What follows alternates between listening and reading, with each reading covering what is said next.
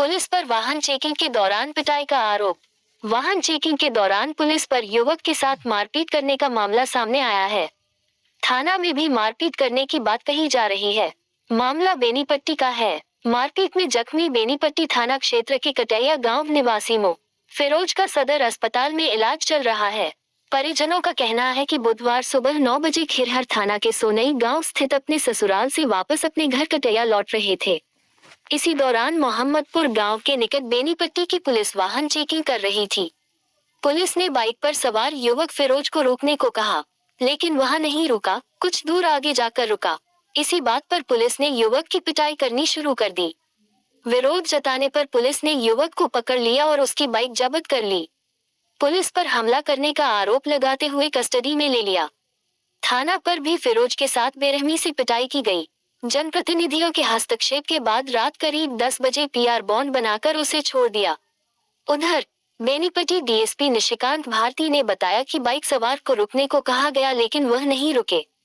उनका बाइक अनियंत्रित होकर गिर गया, जिससे जख्मी हो गए। दिनांक 29/1/25 को पूर्वाह्न में 7:30 से 9:30 बजे एस ड्राइव चलाया गया था। एंटी क्राइम्स ऑब्जेक्टिव्स था उस एस ड्राइव में, जिसके तहत मोहम्मदपुर में वाहन जांच की जा रही थी। उसी क्रम में एक मोटरसाइकिल सवार को जब रुकने का निर्देश दिया गया तो वो शायद वहाँ पे रुके नहीं। फिर पुलिस के द्वारा जो कुछ ही दूर पे दूसरे पुलिस कर्मी थे वहाँ पे उनको रोकने का प्रयास किए, जिस क्रम में वो बाइक के साथ वहाँ पे गिर गए।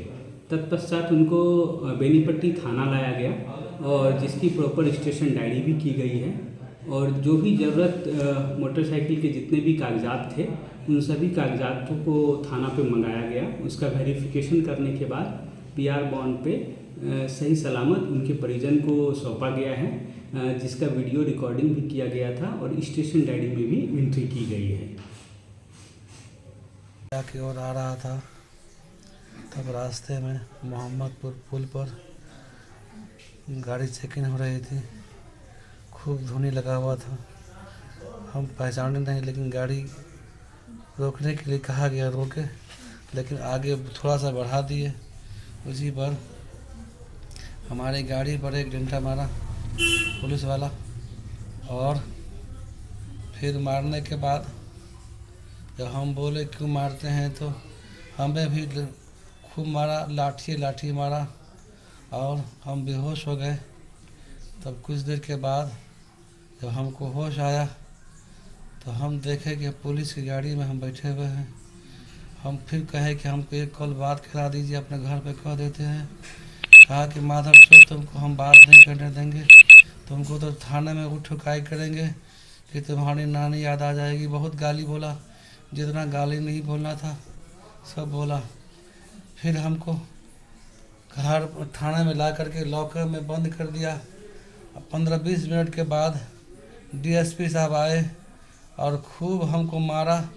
जब मारने के बाद हवलदार को बुला करके कहा इसके गांड पर लाठी से मारो, जितना मारना है मारो।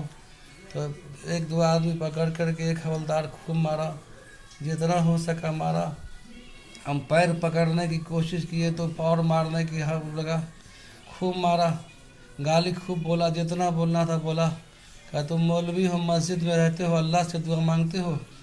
अल्लाह से मांगना, अल्लाह तुमको बचाएगा। अब तुम जेल जाओगे तो तुम्हें मालूम पड़े, तुम्हारे बाप के सामने में हम तुमको मारेंगे, तुम्हारे दादा के सामने तुमको मारेंगे, तुम्हारे माँ को बुला के सामने, तुम्हारे माँ के सामने मारेंगे।